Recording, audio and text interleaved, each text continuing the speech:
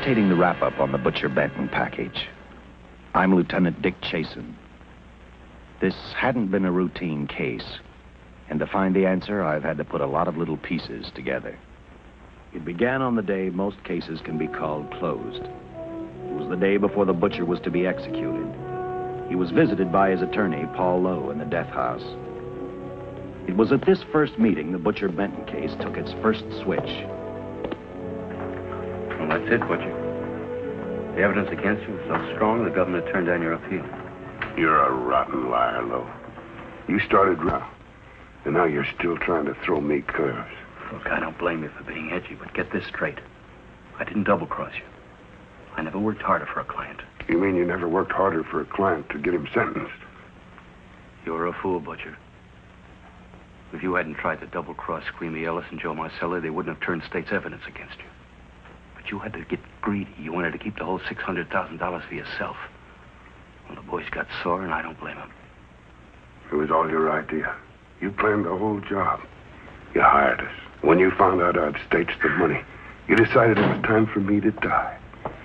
You got those two crumbs to turn state's evidence on me. You stinking rotten mouthpiece. We both know that isn't true, Butcher. Now, look, what's the sense in not giving me the money? It's not going to do you any good. Well, I'll have the satisfaction of knowing that none of you three crumbs are going to spend it. What about Eva? Don't you owe her something? You tell me where the money is, I'll see that she gets your share. I've got a different idea. I'm going to kill you and Squeamy and Joe. Then I'll take care of Eva myself. You thick-headed ape, you're going to die tomorrow. Remember what I said. I'm going to get you. All three of you. Even for you, Butcher, that'd be quite a trick. So long, dead man. Remember what I said. I'm going to kill you. All three of you.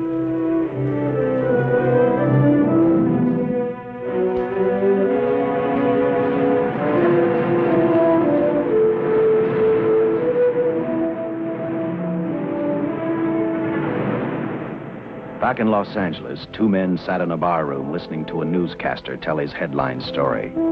He played up big the butcher's threat to kill Paul Lowe, Squeamy Ellis, and Joe Marcelli for their having turned state's evidence against him. Squeamy Ellis didn't seem happy over the butcher's threat. Neither did Joe Marcelli. But they had figured, once a dead man, always a dead man. But this was one time everyone was in for a surprise, including the entire police department.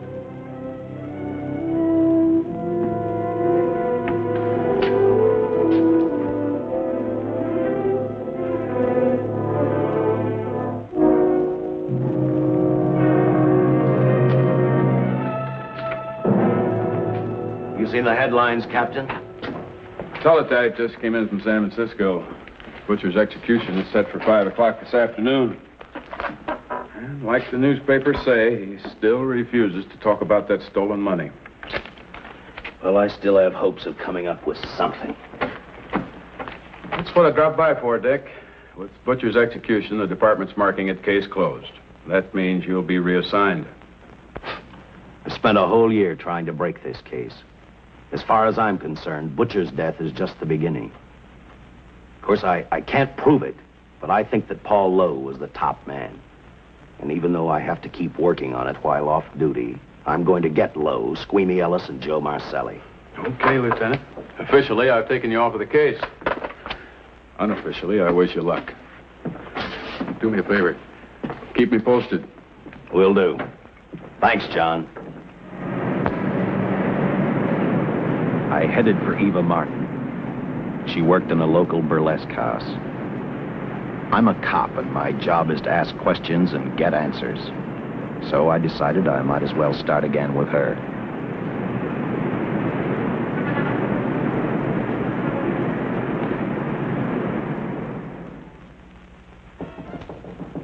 Come in. Oh. What do you want? I'd like to talk to you. Talk? You're a cop, aren't you? That's a good question. I can't even find a 3-ton armored car, let alone the $600,000. And I've been on the case a year. I've told you and I've told you and I've told you. I don't know anything about the money. I never did. Benton's gonna be dead in a little while. I thought it might make a difference. I never knew anything about the money. Call me dumb. I didn't even know Charles was in the rackets until the trial. Now, take it easy, kid. You're on, Eva.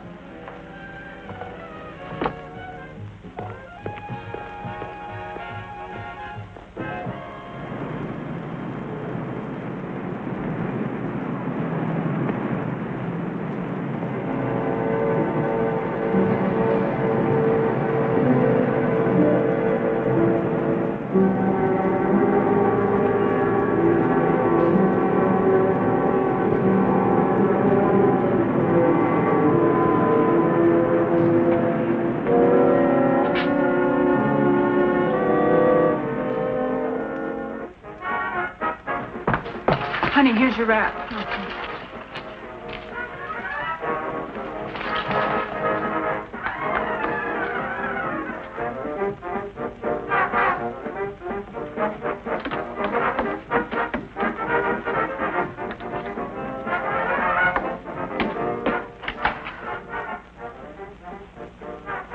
A few moments ago, Butcher Benton, without revealing the whereabouts of the $600,000 stolen in the armored car holdup, paid for his crimes against society in the gas chamber at San Quentin. Now for a look at the international scene. Today... Come on, baby. Don't waste tears on Benton. I feel so badly about Charles. If I'd known, maybe I could have done something. How about a drink? We could both use one. No, I just can't drink while she's working. Oh, I see.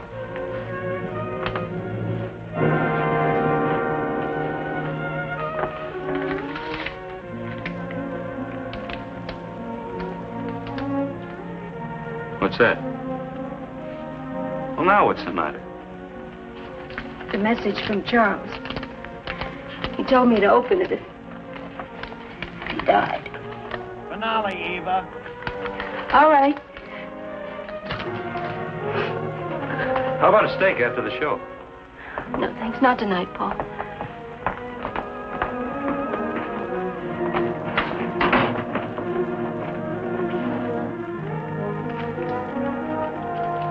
I didn't find out until much later, but Paul Lowe, in opening the letter the butcher had given Eva, found a map outlining a section of the city sewer system, and clearly identified was the spot where the butcher had hidden the stolen payroll. He replaced it with a $50 bill. I guess he figured $50 to gain $600,000 was not a bad day's work.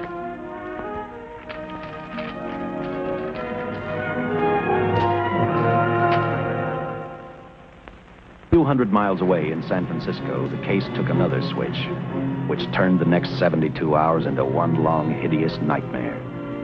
Dr. Bradshaw, a distinguished biochemist, was making preparations for a final experiment which he hoped would lead the way to a cure for cancer. He'd been successful with laboratory animals. The last step called for a human body. And Dr. Bradshaw's assistant quickly made a deal with a local mortuary and returned to the laboratory with the dead body of Butcher Benton.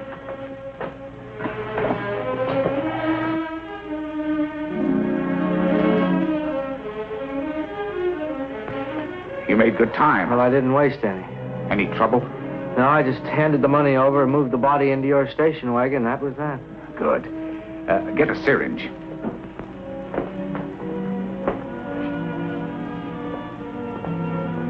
He's in good shape. Well, I hope so. We'll get other blood samples later. We'll run this one through fast. Right. Now wheel him into the machine and then raise him. Right.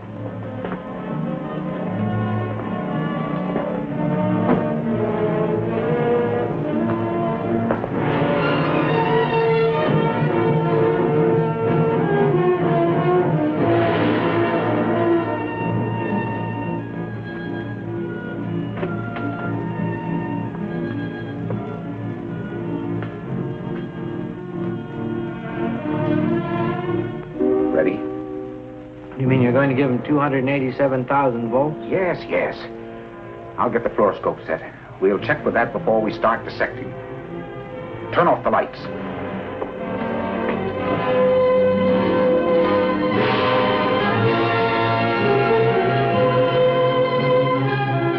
There you are, old boy. If you respond properly and my theory is sound, you'll be more famous dead than alive. Throw the switch.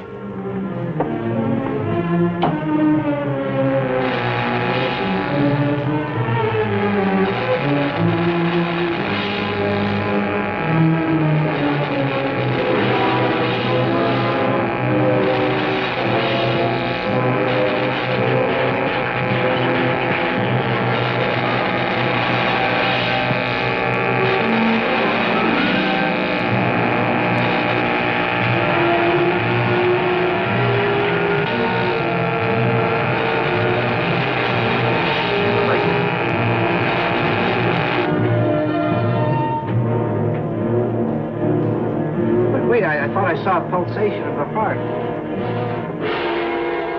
You're right. Dr. Bradshaw is beginning to breathe. You've brought this man back to life. No.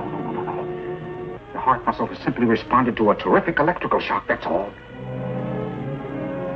Yes, but it does prove that the cells still function. Dr. Bradshaw, he is alive. A shock reaction, it can't last. His cells are multiplying now, if your theory is right. We could keep that reaction going longer. But it's worth a try. Get the body out.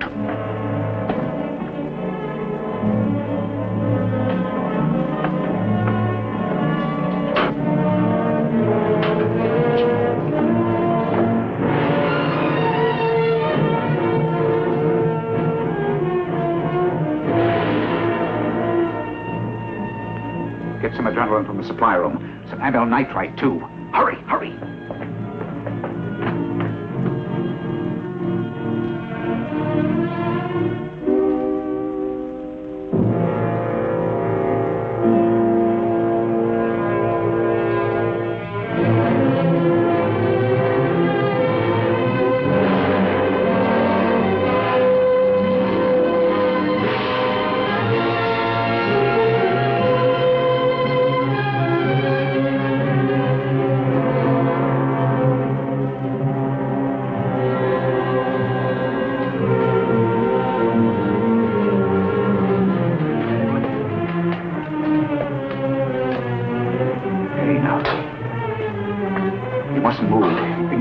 Can't stand the strain.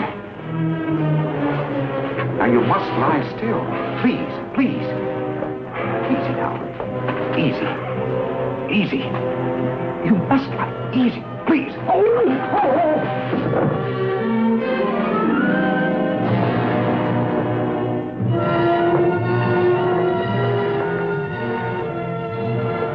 Dr. Bradshaw's experiment had given life back to the butcher. He tried to talk, but the electrical voltage had burned out his vocal cords. Yet it hadn't destroyed his brain. He knew who he was. He knew who he hated. As he stumbled about the room, I think he thought only about one thing: kill Lowe, Squeamy, and Joe Marcelli. The tremendous electrical voltage that Dr. Bradshaw had given the butcher had increased his cellular structure to the point where he was no longer a man. Dr. Bradshaw's experiment had created a vicious, brutal animal with an almost inconceivable amount of strength. Dr. Bradshaw must have believed the butcher's regained life would last for only a few minutes. Therefore, instead of calling for help, the doctor decided to handle his creation alone. Now, easy, Benton. Just relax. I'm a doctor. I want to try to help you. Do you understand me? You're in my laboratory. The execution was carried out and you were declared dead. I tried an experiment on you and brought you back to life, although I didn't intend that. Now, you've had a great shock. Now come and sit down. Now, be quiet now. Come and sit down. Take it easy. That's the boy.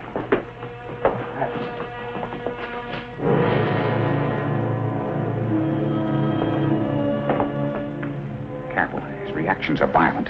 How do you explain this? Each cell must have multiplied 100 times. perhaps thousands. His strength is unbelievable. No, it's too late for the amyl nitrite. I want to get some blood samples, make some tests on him, find out what's happened. Get me a syringe.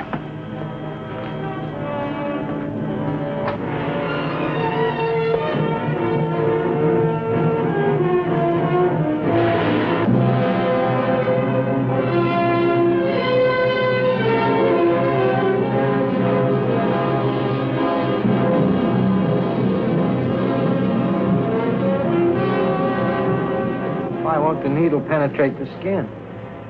Tissue must be nearly a solid mass of cells. How are we going to get the blood sample? Surgically, perhaps.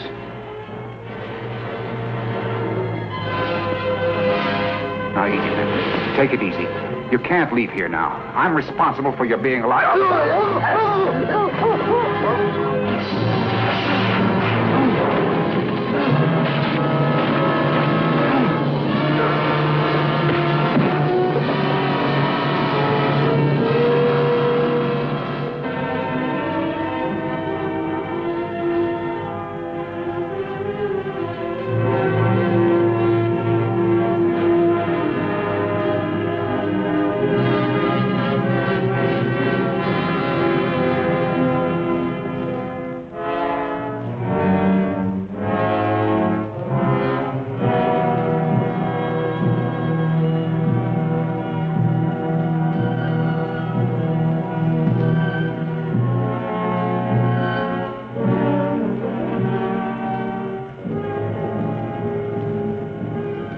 Towards the end of this case, Captain Lauder and I found out the doctor and his assistant had been murdered. But I'm getting ahead of my story. The butcher didn't know how he had been brought back from the dead, and he didn't care. All he knew, he was alive. Then this monster-made man started thinking about Los Angeles.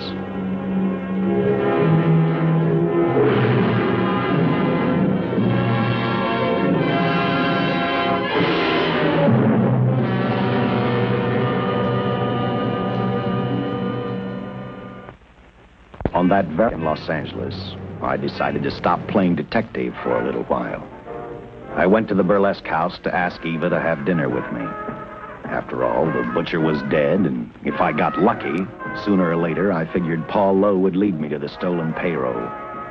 In a way, that possibility made me even feel better.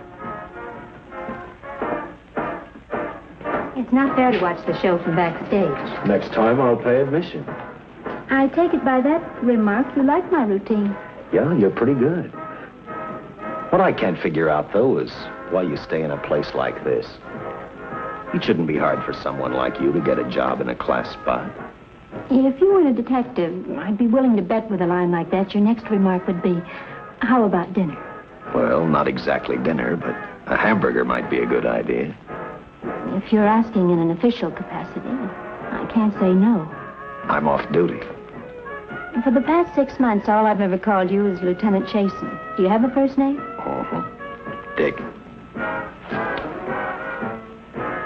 Give me 10 minutes for a quick change, because you've just made yourself a date, Lieutenant. I mean, Dick.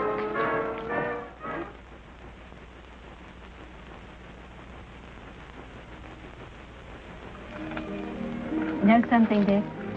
I haven't had hamburger in the front seat of an automobile with a guy in a lot of years. Well, from now on, we'll do it more often. Funny. I always figured a policeman wasn't really a human being. I mean, unless he was arresting someone or trying to solve a case, he was unhappy. Shows you how wrong you are. In fact, everyone on the force gets fed up occasionally with the job they do. Maybe we're more human than anyone else. We see so much trouble, we get to hate the word. But as long as the world's filled with people, there'll have to be men who enforce the laws. What made you join the department? Now who's making with the questions? No, honest, I'd like to know. Well, it's really a very short story. When I got out of the Air Corps, I knocked around for a while. Well, I went to work for an oil company. One day, I went back to college on the GI Bill. Just before graduation, I noticed all about the police department exams. Seemed a pretty good thing to do with your life, so I took the exams, passed, then went on from there. If I ask one more question, will you give me a straight answer? Try me. Am I still part of the Charles Benton investigation? I mean, right now. I don't think so. As far as the department's concerned, when Benton was executed, the case was marked closed. But inside of me, that's not good enough. I don't follow you. Well, the $600,000 is still missing. And a fast-talking underworld lawyer like Paul Lowe is walking around a free man. Someday, no matter how long it takes, I'll get him and the money. Until I do, the Benton case for me is not closed. I give you my word, Dick. Charles Benton never told me anything about the money. Oh, I've been sure of that for a long time. But how did you ever get mixed up with anyone like the butcher? This trouble ever started just happened. I had a roommate who used to date Benton all the time. One day she packed and left for Chicago. Benton carried a torch for her, and he used my shoulder to cry on. First thing I knew, we were having dinner together, and a few weeks later, I was labeled by the police as this #1 suspect and Benton's girl. But it was never like that. I made only one mistake. I felt sorry for him. You mean, until he was arrested for the robbery and the killing, you had no idea how he earned a living? I know this is going to sound crazy, but I only went out with Benton a couple of times. And all we ever talked about was Madge, my old roommate. The last time I saw him, he tried to get too friendly, and that's when I told him he had the wrong girl. But like I said, I'd already made my mistake.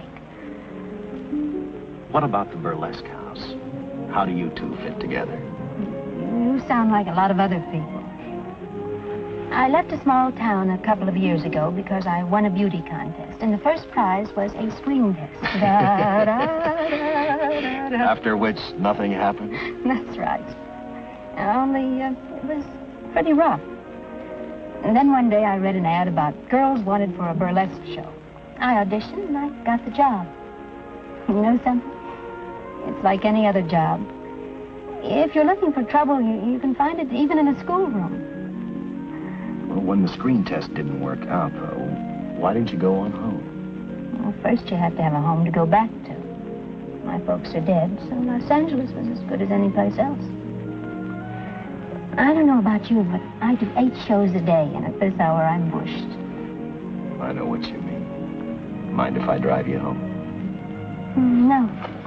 And I'll tell you something else. I haven't minded anything about tonight. Not even the hamburger. I kept playing tag with Lowe. He made 4 telephone calls. 3 of them didn't interest me, but one did. The one to Joe Marcelli. I watched Joe head for his meeting with Lowe, and for some unknown reason, I began to get the feeling that this case was finally about to explode in my favor.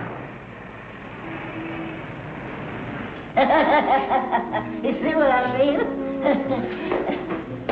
Well, look at that, will you? I seen him stagger on 2 legs, but he's doing it on 4. Shut up, you flea bag. Well, look who's calling names. At least I ain't a squealer, a stoolie. I warned you before. All right, Harry, that's enough. I'll take care of him. I want to talk to him. Okay, Mr. Lowe. But any future business you've got with this psycho, take care of it upstairs in your office. You keep showing around here, sooner or later he's going to get slugged, cripple or no cripple. All right, shut up, Joe. Sit down.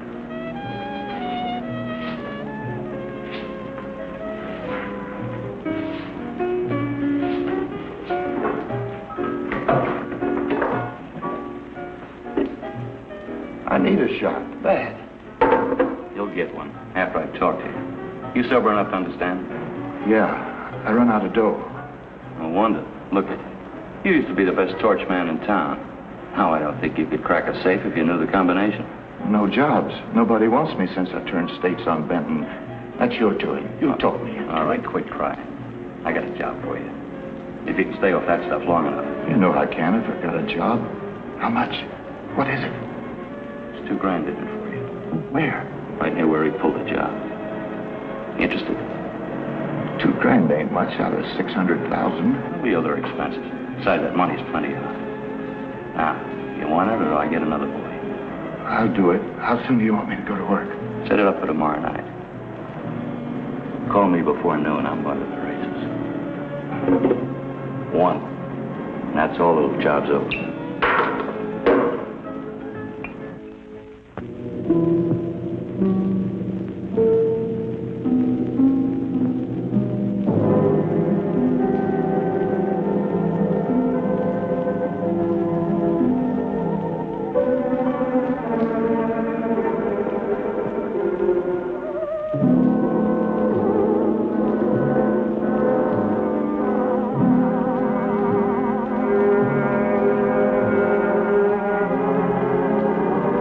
Was walking slowly toward Los Angeles.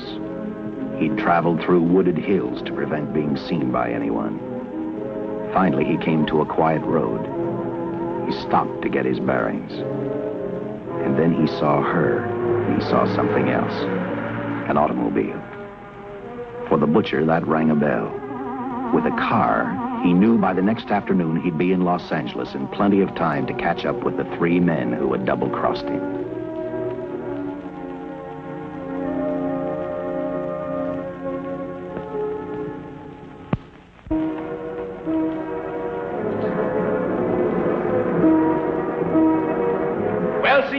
Gentleman to be helping strangers in distress. I hope you don't mind me using the babe here as bait. Quite a dish, isn't she? But that's what she gets paid for. Bait, that is. Yes, sir. She's a real shaker artist of my outfit. Carnival man myself. Just call me Connie. Yeah. Well, friend, we're in a little bit of difficulty here. Got a flat tire, brand new car, no tools in the back. Why, some of these dealers make my carnival grifters look like babes in the woods.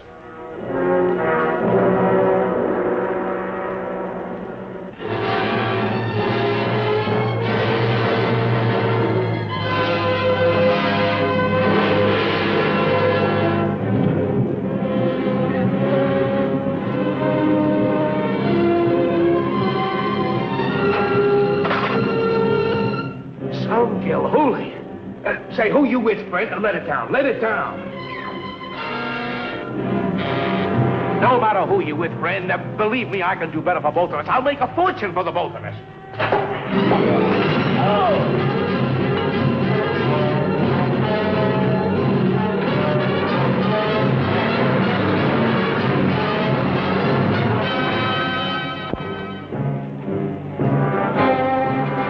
An hour later, the San Francisco Police Department sent out an APB. Squads were sent to various parts of the countryside.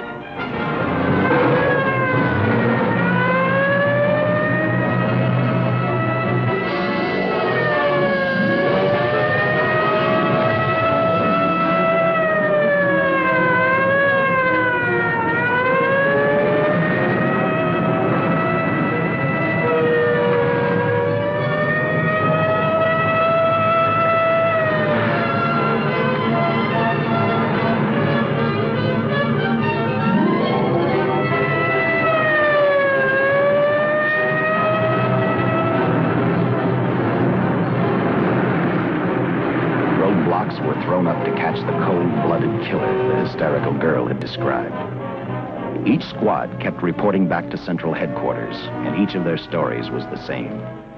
So far, none of them had spotted the car the killer was driving. Orders were given to shoot to kill, because from the girls' further accounts, they realized they were dealing with a maniac.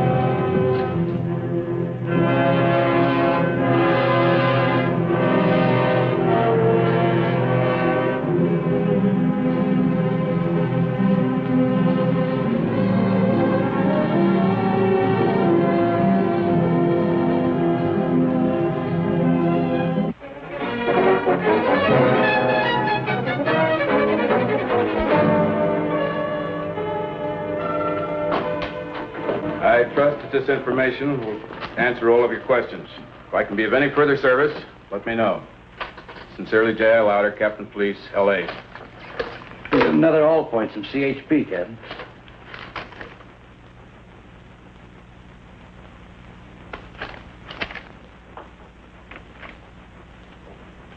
These reports sound like they come from a bunch of loonies. Sure do. There it is. Sergeant. Yeah. I want Lieutenant Chasen to look these over as soon as he comes in. All right, Captain. The next morning, I read the stories of the brutal murder of the 2 police officers. I also read the witness's statement about the bullets having no effect upon the killer. I felt sorry for the witness, and I thought about how easily a person's mind can become confused when suddenly they receive a brutal shock. I didn't believe a man existed who could not be stopped by a slug from a .45. Good morning, Captain. You and the rest of the force are going on 24-hour duty. Seen the headlines? You mean this guy that's running amok up north? Yeah, the latest report, he's killed 2 police officers. Made a getaway in a green coupe heading south. I've got a hunch this killer's going to be our baby. He could be in town right now. Yeah. You better get started, Lieutenant. Okay. Any new leads on that holdup money? I think the girl can probably be counted out. If any of the others are wise, they're keeping mighty quiet. Well, let it ride for now. The whole force is going to be on the spot until we catch this killer. The newspapers will have a field day.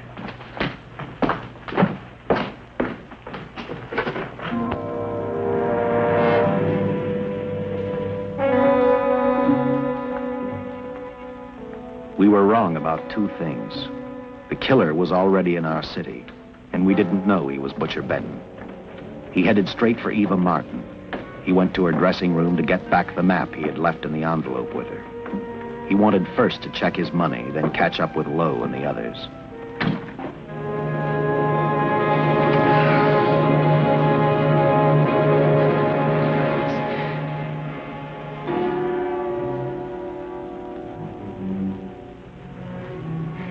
Can't be.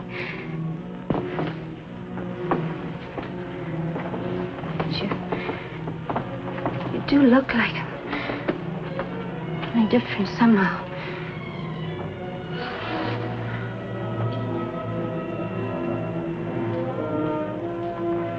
It is you. Why didn't somebody tell me? What's happened, Charles? These look like bullet holes. Are they?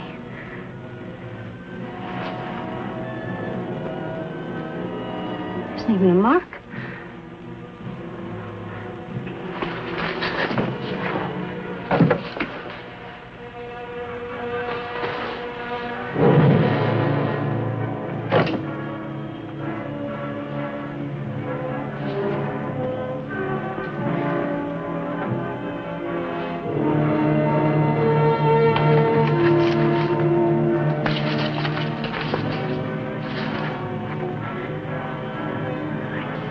I opened it like you told me. I found the $50. I didn't know why you left him. Oh, Paul didn't know why he was here.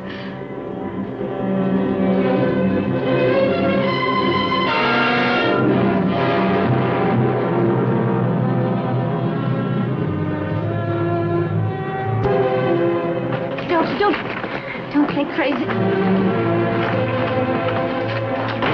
The name of Paul triggered his hate.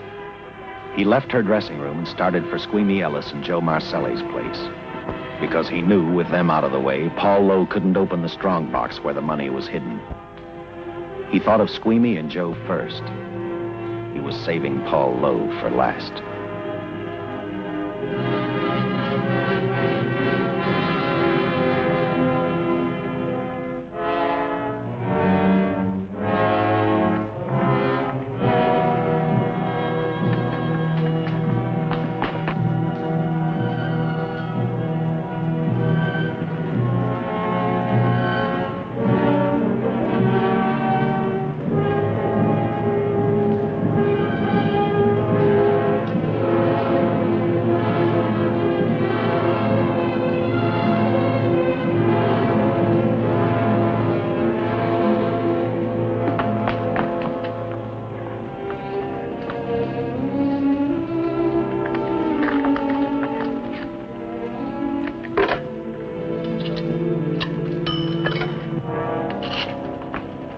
Eva, can I borrow your eyebrow pencil?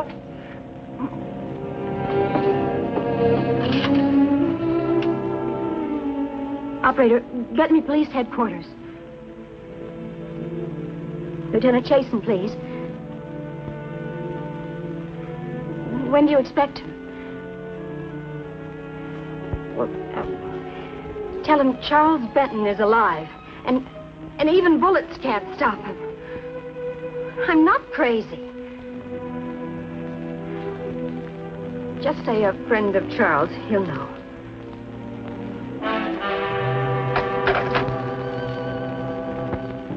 She tried to tell him the butcher was alive and on his way over to kill him. Squeamy didn't believe her, and in a way you couldn't blame him. Who in their right mind would believe a man had returned from the dead? What Squeamy actually believed was that the butcher, before his execution, had hired a killer to carry out his threat.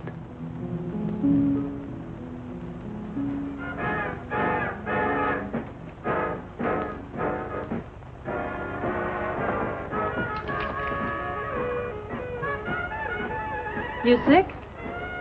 What? You don't look so good to me. 10 minutes, Eva. All right. Say, Eva, I could take over the matinee trick for you. What? It's easy. Look, Eva, I can do it. Scub-up-de-doo-doo-doo. Oh, Francine, I just thought of something. Yeah? Eva agreed to let Francine do the show. She hoped she'd be able to interrupt the butcher before he arrived at Squeamy's hotel. Or, failing that, at least be able to warn him to stay out of sight. You wanted me, Captain? Yeah, I just had a rundown on those fingerprints of the stolen car up north. We got nothing on the driver who was killed or the woman with him. Take a good look at these. There's something funny about these. Yeah. The boys in the lab can't figure it out either. Those are the killers. They were found on the steering wheel. Looked like they'd been stamped in with a steel die. They sure do. These are Butcher Benton's. What? Well, they look the same to me. How do the lab boys explain that? They don't. Their best guess is a twin brother. An identical twin could have the same pattern of whorls with only slight variations. Ever hear of the butcher having a twin brother? No. Even if he did, it wouldn't explain these freak prints. You didn't pick up your message, Lieutenant. Some wacky dame calls you. And she says Charles Benton is alive, and bullets won't stop him. If we buy the twin theory... Who was she? Where'd she see him? Well, she wouldn't leave her name. Sounded kind of hysterical to me. Said she was a friend of the butcher's. Eva Martin. Get over to Follies and see what that girl knows. Yeah. Some guys have all the luck. I never drew an assignment to the Follies.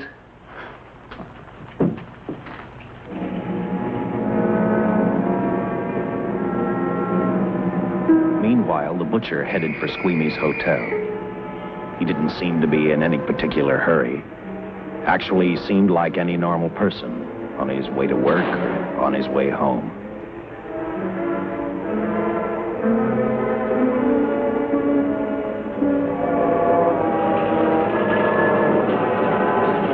He rode up Angel's Flight, arrived at the top, scanned the hotel building, and then noticed the only exit from Squeamy's apartment, a fire escape.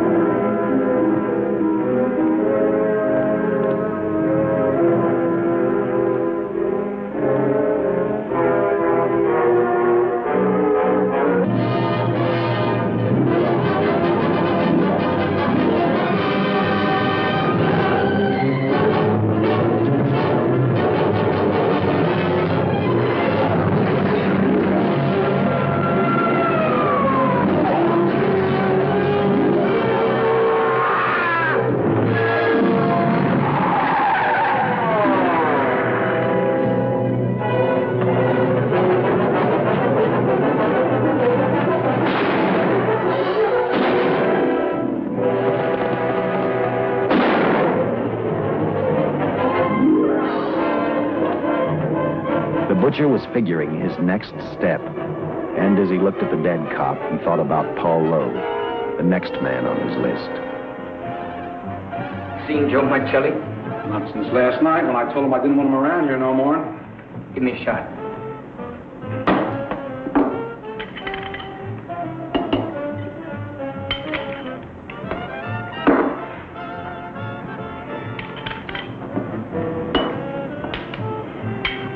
Look, I need help.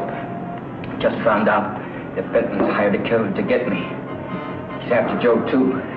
Then drink up and get out. I don't want no trouble around my place. You're a real pal. Drink up and get out, I said.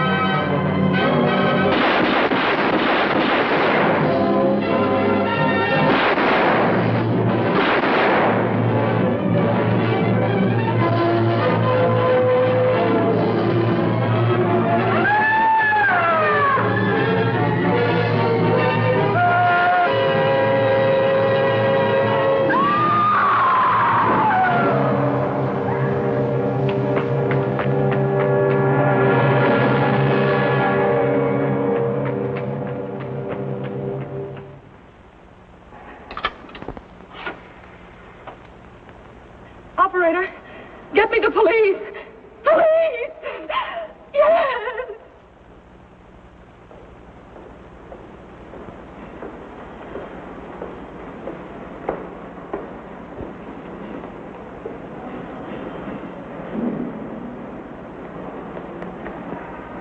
What's happened? A guy named Squeamy got thrown from the 5th floor.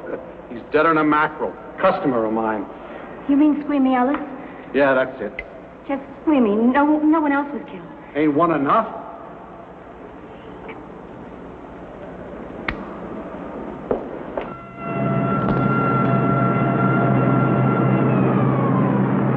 I tell you, the bullets never even phased him. He must have been wearing a bulletproof vest.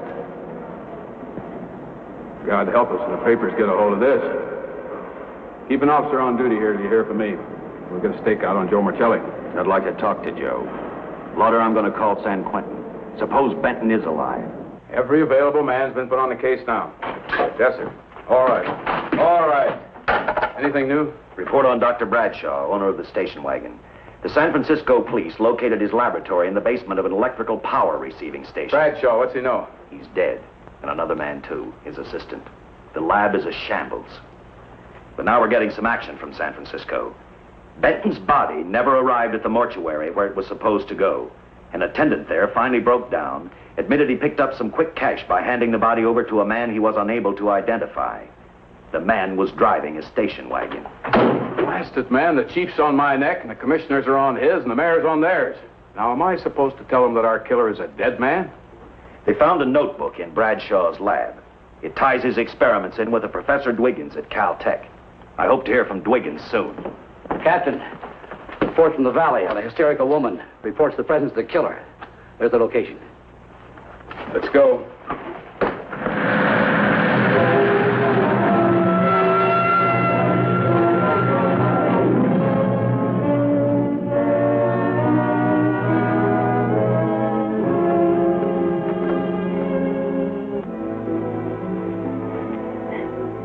You and your boyfriend had a little fight, and he got out of the car to take a walk. You noticed that he walked down toward the sump area in the direction where you'd seen those lights a short while before. What happened then, miss? Please try to tell us. Well, I just sat there a few minutes, I guess. I was pretty mad. Then there was a loud crash, like heavy metal, sort of, from down here. I got out of the car to get a better look. I heard Jimmy cry out something. I couldn't make out the words. Then down here, in a patch of light, was Jimmy. And coming toward him was this man. Big man. Lifted Jimmy up over his head like he didn't weigh a thing. Jimmy screamed. Just once, before he broke Jimmy's back. I heard it snap, not far away. Then I started running till I found this house. They let me use the phone. Thank you, miss. We'll see that you get back now. O'Malley, see that the young lady gets home all right. Paul Lowe, while driving to his office, heard a radio commentator report the murder of Joe Marcelli. And what shocked him most was when the broadcast identified the killer as possibly being the butcher. Lowe headed straight for Eva Martin at the Burlesque Theater.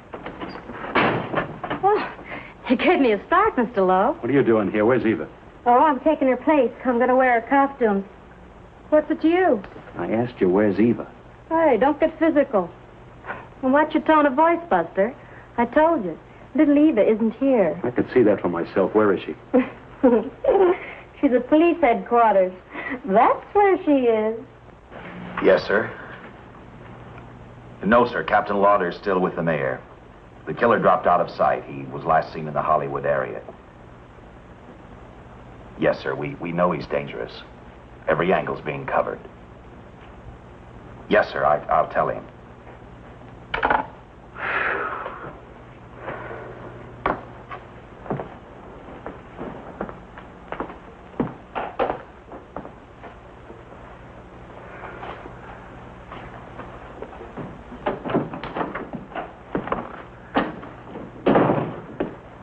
Here, see how these fit. Low heels. I'm sorry. It's the best our wardrobe department can afford. Any idea how soon the captain will be back?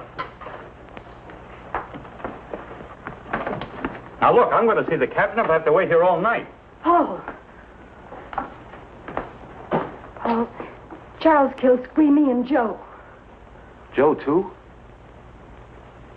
Benton? He's alive. I saw him, but nobody will believe me. I'm checking it. My guess is whoever killed them is on the trail of the money, Lowe. Now, maybe you better start talking if you know anything about it. I don't know anything. Did the butcher have a brother? No brother. It was Charles. I saw the tattoo on his arm. Look, I demand police protection. Where's the money, Lowe? You heard me. I demand protection. I know my rights. We put stakeouts on your office and home. Well, that's not enough. It's enough as far as we're concerned.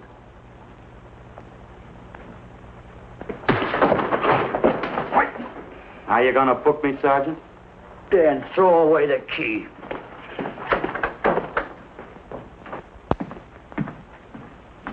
Thank you.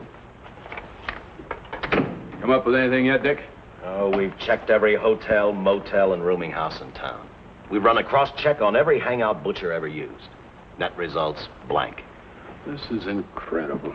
We not only discover a dead man turned killer, but it's beginning to look like he plays ghost, too. He's somewhere in this city, and if we have to take it apart brick by brick, we've got to get him.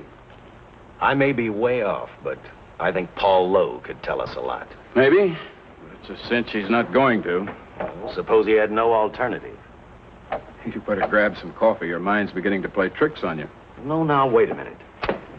When Lowe came to us for police protection, it was because he was scared stiff the Butcher would add him to the list of Squeamy Ellis and Joe Marcelli. Go on. It figures, too.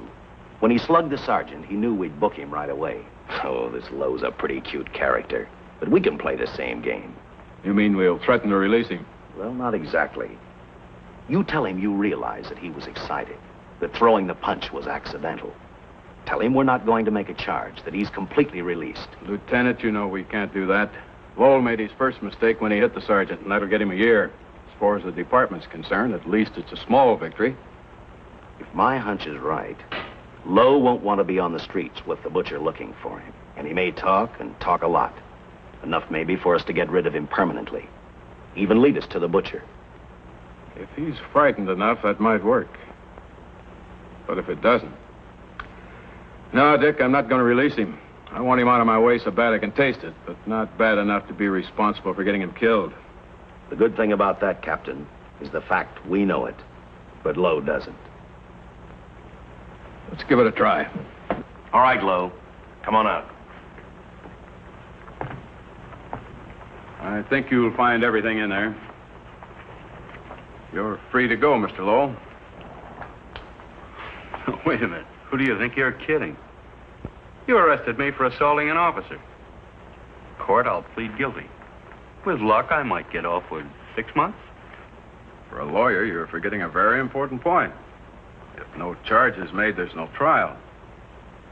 It was a tough day for everyone. We figured your nerves were on edge, and when you threw the punch, you didn't know what you were doing.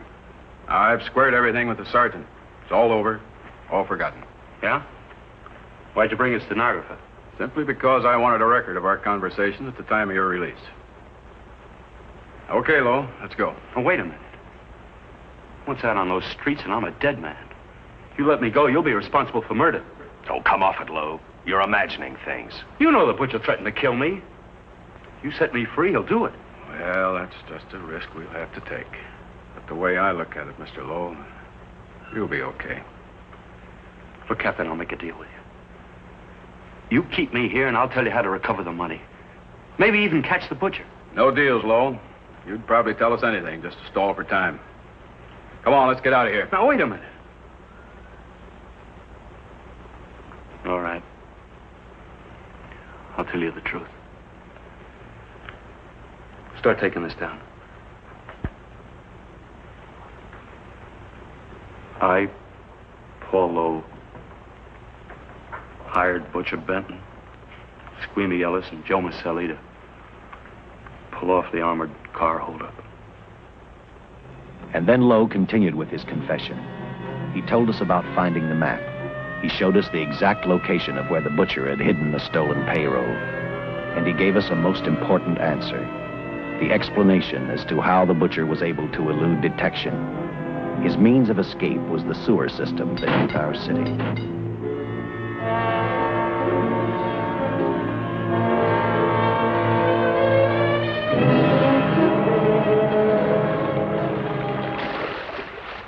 The department went to work fast. Every police squad in the city was detailed to cover a specific area. Every entrance and exit to the Los Angeles city sewer system of 700 miles was covered. Captain Lauder and I, along with several other squads, headed for the entrance where, according to the map, Butcher had hidden the money. Our job was to stop him, and that made me think of one specific question. When we found him, could this monster be stopped? I, for one, wasn't sure.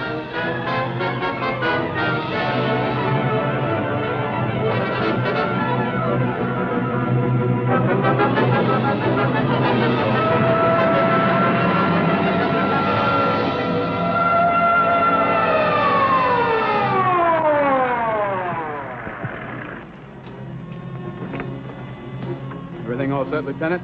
City engineers mapped out each possible exit. The squad of officers are spotted at every point. If the butcher can be caught, now's the time. Well, after I talked to Caltech, I called on the fire department for a little help. The professors thought a flamethrower might stop him. Flamethrower? I suppose their boys have had a chance to join our squads by now. See, we have one with us here. Have you thought about what'll happen if this doesn't work?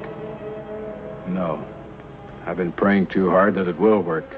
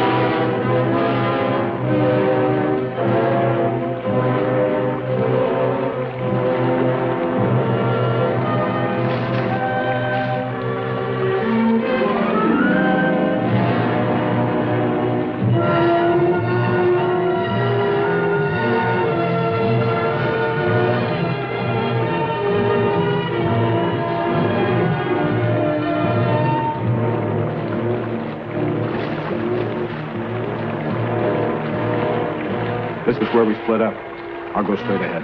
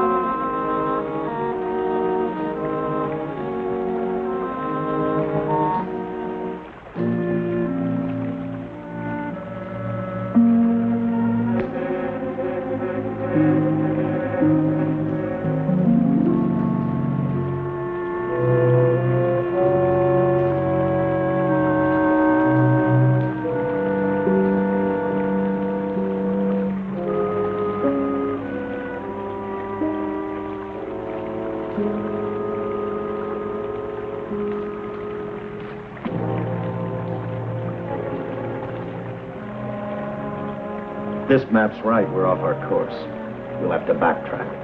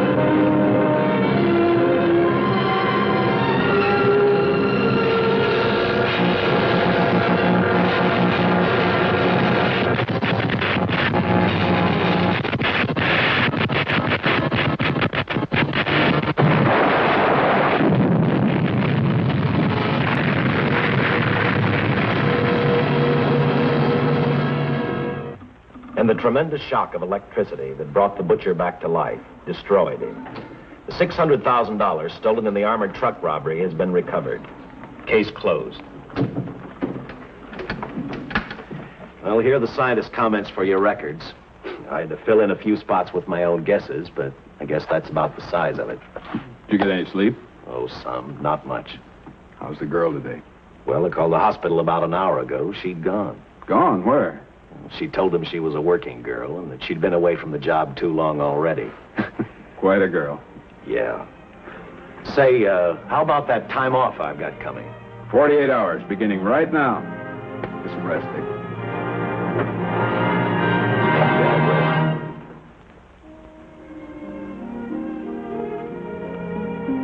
You know something, Dick? The past 72 hours seem like a bad dream. That rest in the hospital today really gave me a new lease on life. Now that it's over, I can't believe it actually happened. The important thing is to remember it is all over. I suppose you'll be assigned to another case. I'll have to give up hamburgers in the front seat of the car for steaks in a restaurant. No. I've thought about that. In fact, I decided to do something about it. I started by talking the captain into a short holiday.